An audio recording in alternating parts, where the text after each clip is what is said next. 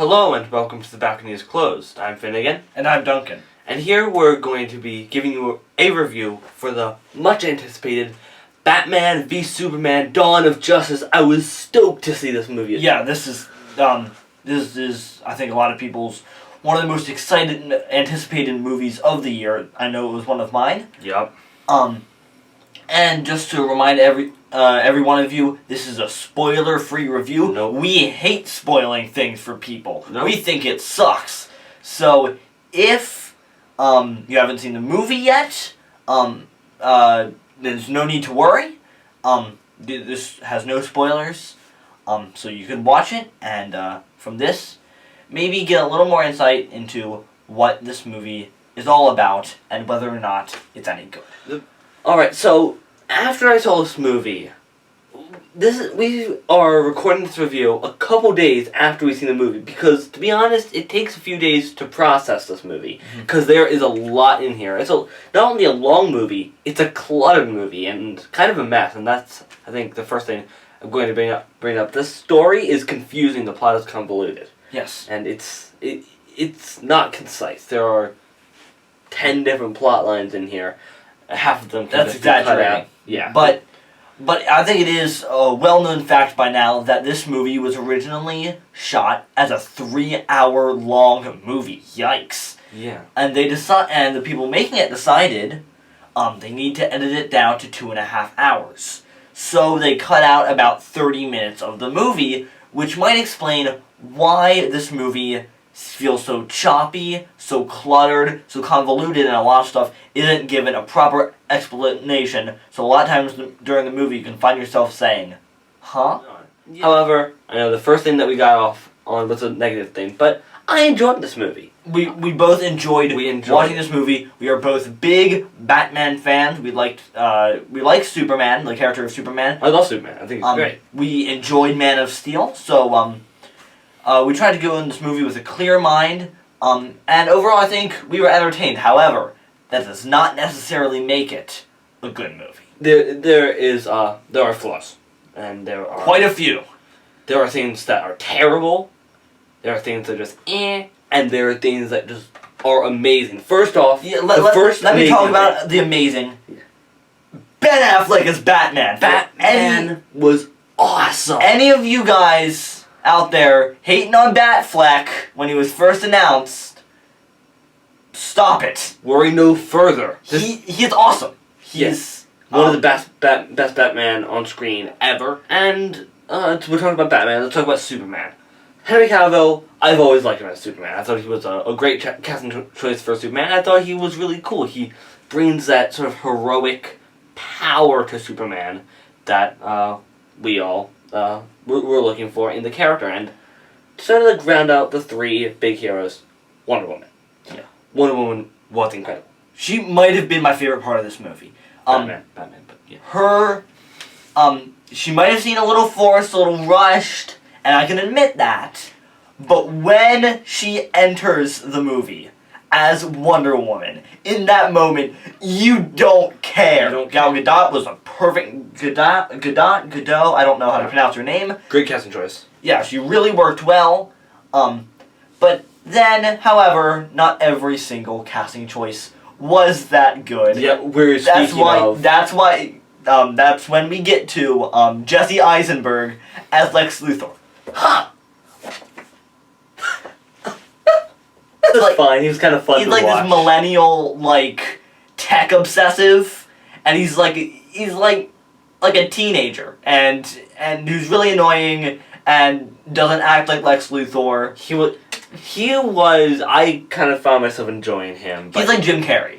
Lex Luthor. Not Lex Luthor. It's like if Jim Carrey played Lex Luthor. Yeah, I think it would be much better if you would cast Bryan Cranston as Lex Luthor. That would have been perfect. Maybe have Jesse Eisenberg as his son. Maybe Lex Luthor dies, and then he has some sort of vengeance and motivation for trying to take down Batman. And then Jesse Eisenberg becomes the Lex Luthor for the rest of the series. But what we have here is what we got, and and it was a little less than what I desired from a character like Lex Luthor. I'm going to talk about a couple more characters really quickly. Doomsday was stupid. He looks stupid. He looks like an earless Shrek. He looked like that in the movie. Some of the stuff he did was pretty cool, but most of all, he was just some hulking monster that didn't do much. Yeah, this is the guy that killed Superman in the comic books. You don't... That's not a spoiler for the movie. Yeah. Stupid little doomsday. Also, Lois Lane was useless. I mean, they tried to give her a plot, but it was... Nobody cared. She wasn't really useful in the movie. Yeah, nobody cared. But let's move on from characters and talk about directing, which is also a very good part of this movie. Zack Snyder, he's a good director. Not the best storyteller. He is a very good visual director, and this movie visually looked great. Those shots with Superman like in the air with his cape flowing back, perfect. Just majestic. jaw-dropping. Same thing with Batman, with his cape. Zack Snyder loves capes, and he knows how to make capes look awesome.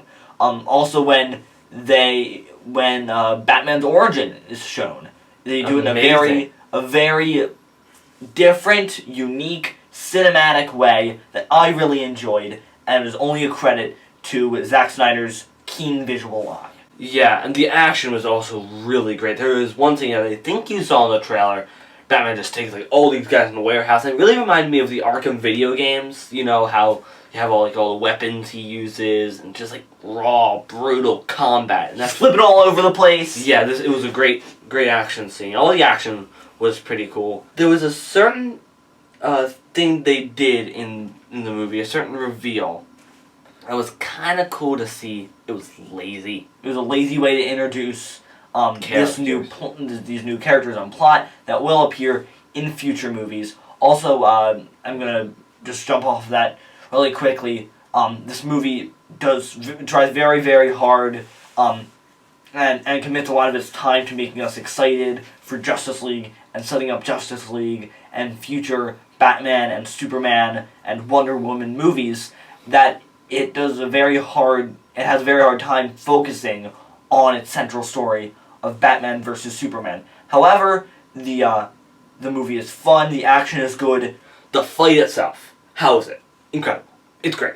I mean, it was jaw-dropping. Just the idea of seeing these two characters duke it out. Titans of power. Just duke it out.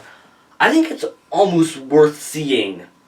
Just to say that the idea of seeing Batman and Superman fight, even though it's not maybe the main focus of the movie. It's not very long either. But it was great. Overall, I enjoyed this movie. Listen, it had flaws though.